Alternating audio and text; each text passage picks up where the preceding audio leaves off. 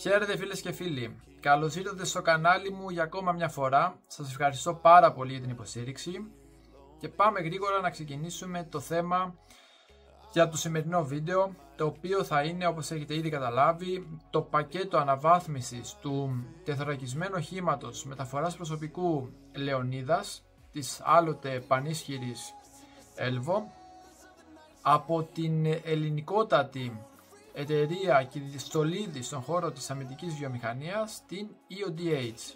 Αρχικά μία υπενθύμηση για την Engineering Office of Defense and High Tech, εν συντομία EODH, είναι μια ελληνικότατη εταιρεία, όπως είπαμε, με έδρα την Θεσσαλονίκη και εργοστάσιο κατασκευής λίγο πιο κάτω στο Λάκκωμα Χαλκιδικής, η οποία εξειδικεύεται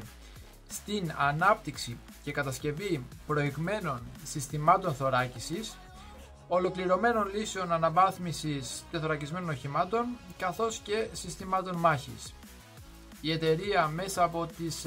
διαχρονικά συνεργασίες της με κορυφαίους οίκους όπως η Rheinmetall, η γερμανική Rheinmetall, όπως καταλαβαίνουμε, έχει αποκτήσει φοβερή εξειδίκευση πάνω στο συγκεκριμένο κομμάτι της προστασίας και πάμε να τη δούμε λίγο πιο αναλυτικά. Η εταιρεία σχεδιάζει, αναπτύσσει και παράγει υπερυψηλής τεχνολογίας συστήματα προστασίας, όπως είναι το ASPIS, το οποίο είχαμε δείξει και παλαιότερα σε βίντεο στο κανάλι με αφορμή το πακέτο αναβάθμισης των Leopard 2α4, το οποίο είναι ένα σύστημα άγκρος προηγμένης τεχνολογίας βασισμένο σε ενεργητική και παθητική θωράκιση. Το σύστημα αυτό είναι εφοδιασμένο με βαλιστική προστασία, αποτελούμενο από άκρος σπάνια υλικά όπως εξειδικευμένα υλικά νανοθωράκισης, πολύ υψηλής αντοχής ίνες και άλλα υλικά τα οποία θα δούμε και στη συνέχεια. Αποτελούμενο επίσης από πλήρη προστασία κατά ναρκών και γενικότερα απορρόφησης εκρήξεων από εκρηκτικούς μηχανισμούς. Και αν δεν σας έχουν εντυπωσιάσει όσα αναφέρθηκαν ήδη, να αναφέρουμε πως η εταιρεία κατασκευάζει ήδη, όπως βλέπουμε και στο βίντεο, οι διαφανείς θωρακίσεις, οι οποίες, κρατηθείτε, παρέχουν προστασία και από ραντάρ αλλά και από ηλεκτρομαγνητικό παλμό. Συνεχίζοντας, οφείλω και πρέπει να αναφέρω πως η εταιρεία κατασκευάζει τόσο την θωράκιση των γερμανικών Leopard 2α7 όσο και των πιο παλιών Leopard 2α4, καθώς και των τροχοφόρων θωρακισμένων οχημάτων μάχης 8x8 Boxer του Βρετανικού στρατού, τόσο για την ευρωπαϊκή όσο και για τη διεθνή αγορά, και επίσης είναι ο επιλεγμένος συνεργάτης της Rheinmetall για την εγχώρια κατασκευή της θωράκισης του Toma Lynx KF41 σε περίπτωση που αυτό επιλεγεί από τον ελληνικό μας στρατό. Τέλος, πριν κλείσουμε την εισαγωγή, οφείλουμε όλοι να θυμηθούμε τον οπλίτη, το 4x4 τεθωρακισμένο όχημα μεταφοράς προσωπικού που είχε κατασκευάσει και παρουσιάσει η εταιρεία το 2022, το οποίο είναι ένα όχημα πολλαπλών ρόλων και μπορεί να διαμορφωθεί ποικιλοτρόπως ανάλογα με τις ανάγκες του πελάτη. Είχε παρουσιαστεί στον ελληνικό στρατό αφήνοντας τρομερά καλές εντυπώσεις, αλλά δυστυχώς παραμένουμε στο πρωτότυπο και μόνο. Και έφτασε τώρα η στιγμή να μιλήσουμε για τον Λεωνίδα, που κατασκεύαζε η άλλοτε παντοδύναμη Elvo, ελληνική Elvo, σε συνεργασία με την αυστριακή Steyr από το 1981 έως το 2002, όπου δυστυχώς ήταν και η τελευταία χρονιά που ως Ελλάδα κατασκευάσαμε τεθωρακισμένα οχήματα. Ο Λεωνίδας 1 ήταν πιστό αντίγραφο του αυστριακού τεθωρακισμένου οχήματος, συγχωρήστε με το πω σωστά το όνομα, Saurer 4K4FA, και με σταδιακή προσθήκη εγχώριων υποσυστημάτων κατασκευάστηκε σε δύο εκδόσεις, την Λεωνίδας 1 και την Λεωνίδας 2. Η Λεωνίδας 1 άρχισε να κατασκευάζεται από το 1981, δεκαετία μάλλον του 1990 ξεκίνησε η κατασκευή της δεύτερης έκδοσης, η οποία είχε βελτιωμένο πύργο, θωράκιση, και κινητήρα.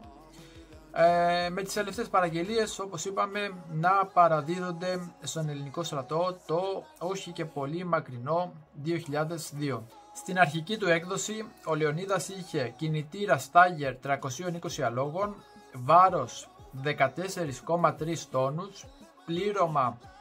3 συν 8 στρατιώτες, αυτόματο πολυβόλο 12,7 χιλιοστών, τελική ταχύτητα 65 χιλιόμετρα, θωράκιση ικανή για προστασία από μικρού διαμετρήματος βλήματα και θραύσματα και υψηλή κινητικότητα εκτός δρόμου, ενώ στην αναβαθμισμένη έκδοση τη 2 είχαμε κινητήρα Stagger στα 360 άλογα, τελική 70 χιλιόμετρων, βάρος 18 τόνους, το πλήρωμα παρέμενε το ίδιο όπως και η θωράκιση, αλλά είχαμε αναβαθμισμένο πυργίσκο με αναβαθμισμένο πολυβόλο και αναβαθμισμένο σύστημα ανάρτησης και μετάδοσης. Κατά τη διάρκεια της παραγωγής οφείλουμε να θυμηθούμε πως αυξήθηκε το ποσοστό των εγχώριων υποσυστημάτων, πραγματοποιούνταν εδώ στην Έλβο η κατασκευή του σκάφους, η συναρμολόγηση του κινητήρα της μετάδοσης, αλλά και η τοποθέτηση του ηλεκτρολογικού εξοπλισμού, και το πρόγραμμα αυτό, όπως καταλαβαίνουμε, αποτέλεσε ένα από τα μεγαλύτερα έργα του στρατιωτικού και βιομηχανικού συμπλέγματος εδώ στην Ελλάδα. Και ερχόμαστε στο σήμερα, όπου η εταιρεία έχει παρουσιάσει το δικό της πακέτο αναβάθμισης του Λεωνίδας, το Λεωνίδας 300, ήδη από το 2019 και το έχει επικαιροποιήσει τα τελευταία χρόνια, παρουσιάζοντας την έκθεση DEFEA, η οποία πραγματοποιήθηκε 6 με 8 Μαΐου εδώ στο αεροδρόμιο, υπενθυμίζω, την τελευταία της έκδοση, η οποία όμως δυστυχώς είχε ελάχιστες από τις αλλαγές τις οποίες προτείνει στο πακέτο αναβάθμισης, καθώς ο ελληνικός στρατός, όπως μαθαίνουμε, της παραχώρησε το Λεωνίδας μόλις 2-3 μέρες πριν από την έναρξη της έκθεσης. Και πάμε να το δούμε πιο αναλυτικά. Όπως βλέπουμε και στα πλάνα, προσαρμόστηκε και παρουσιάστηκε από την εταιρεία ο πλήρως τηλεχειριζόμενος πύργος της Valhalla, ο οποίος είναι ένας πύργος για μικρού έως μεσαίου μεγέθους οχήματα με πυροβόλο 30 χιλιοστών, το οποίο έχει δυνατότητα βολής έως και τα 3.000 μέτρα και το οποίο πυροβόλο μπορεί να ρίξει με διάφορους τύπους διαμετρημάτων, με διάφορους τύπους πυρομαχικών, όπως πυρομαχικά διάτρησης θωράκισης. Επίσης, στα αριστερά του πυροβόλου βλέπουμε έναν μονό φορέα εκτόξευσης περιπλανόμενων πυρομαχικών, ή αλλιώς μπορεί να χρησιμοποιηθεί και για εκτόξευση αντιαρματικών πυράβλων Spike LR2, και ακριβώς από κάτω βλέπουμε και την υπερσύγχρονη σουίτα ηλεκτροοπτικών αισθητήρων για γρήγορη αναγνώριση και κλείδωμα του στόχου.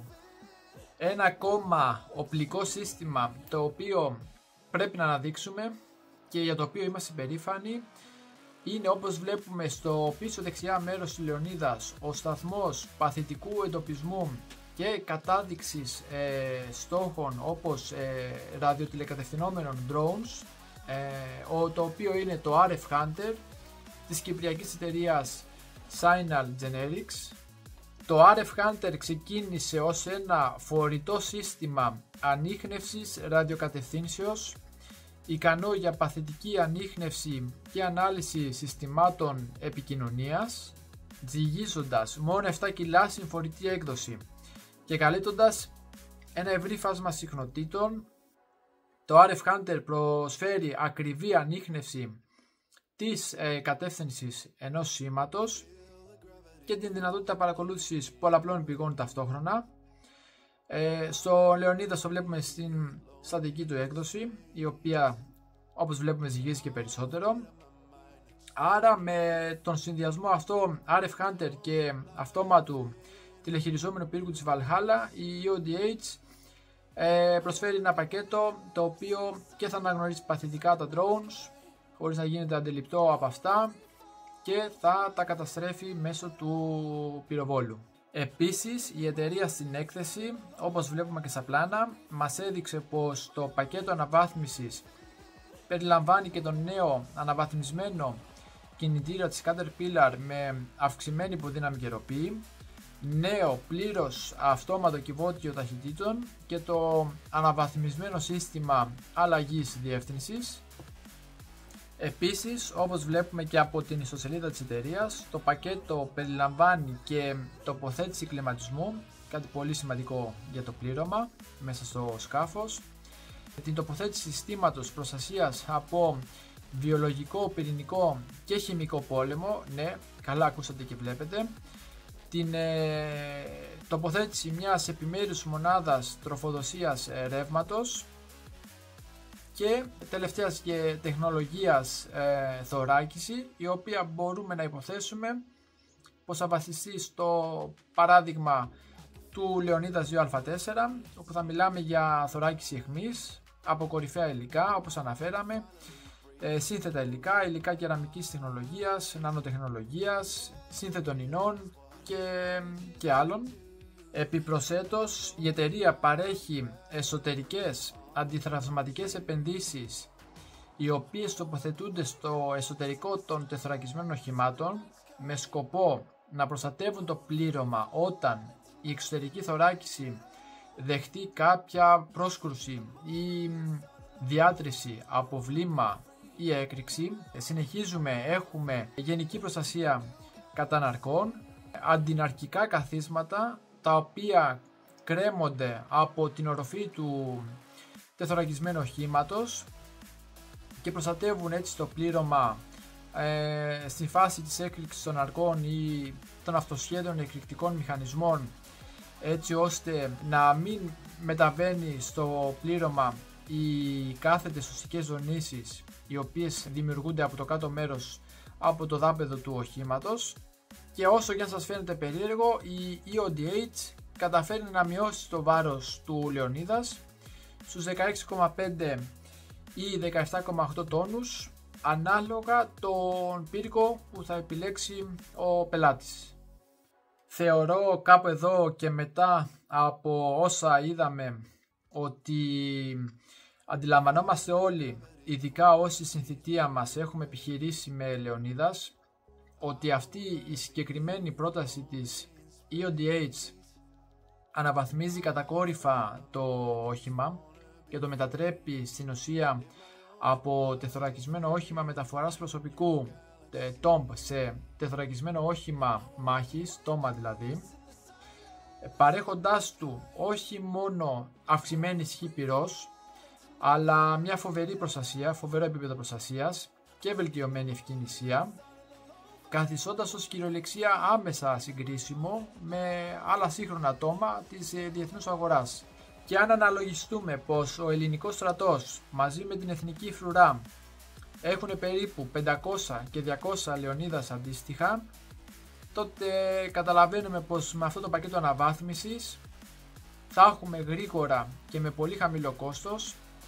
ένα σύγχρονο στόλο από τόμα τα οποία όχι μόνο θα έχουν κατασκευαστεί στην Ελλάδα από Έλληνες, αλλά επίσης θα έχουν αναβαθμιστεί και στην Ελλάδα από Έλληνες. Και το κερασάκι στην τούρτα, πέραν των συμφωνιών που υπέγραψε η ελληνική εταιρεία κατά τη διάρκεια της έκθεσης, είναι η ίδρυση της θυγατρικής EODH Dynamics,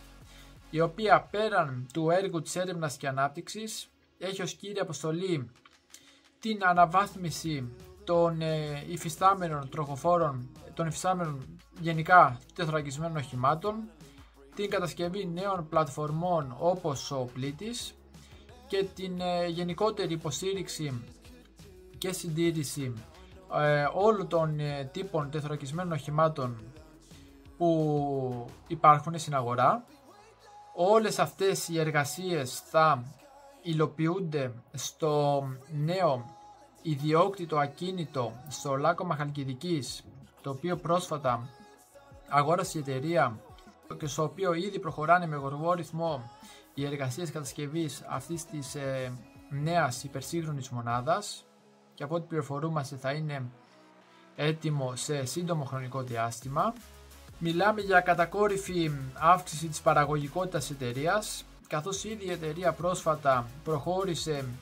σε εξαγορά ενός παλαιωμένου ακινήτου πλησίων των τρέχουσων εγκαταστάσεών της και προχώρησε σε πλήρη ανακαίνιση και αγορά υπερσύγχρονου ηλεκτρολογικού εξοπλισμού και εργαλειομηχανών. Όπως καταλαβαίνετε φίλες και φίλοι, το μέλλον είναι λαμπρό για την κυριολεκτικά και μεταφορικά χαλίβδινη EODH και τα Λεωνίδας. Ευχόμαστε το ελλαδικό και κυπριακό ΙΠΕΘΑ να προχωρήσουν πραγματικά σύντομα σε σύναψη συμβάσεων αντίστοιχα για τα Λεωνίδας. Και όπως έχω πει και δεν θα κουράζομαι να το λέω, Ελλάδα ίσον Κύπρος και Κύπρος ίσον Ελλάδα. Κάπου εδώ φτάνουμε στο τέλος του βίντεο. Ένα ακόμα βίντεο αφιερωμένο στην ελληνική αμυντική βιομηχανία. Σας ευχαριστώ και πάλι από καρδιάς για την υποστήριξη που δείχνετε στο κανάλι μου. Αν σας άρεσε το βίντεο, ξέρετε τι να κάνετε. Πατήστε μου αρέσει, γράψτε ένα σχόλιο, κοινοποιήστε το βίντεο. Όλες αυτές οι ενέργειες βοηθάνε πολύ με τη διάδοση του βίντεο από τον αλγόριθμο. Αν σας άρεσε πολύ το βίντεο, μπορείτε να κάνετε μία δωρεά στον σύνδεσμο της PayPal που έχω από κάτω στην περιγραφή, βοηθώντας με έτσι να συνεχίσω αυτό το έργο της ενημέρωσης. Επίσης μπορείτε να γίνετε και μέλη στο κανάλι μου με μια πολύ μικρή συνδρομή. Αυτά από μένα, ηθικών ακμεότατων και εις το επανειδήν.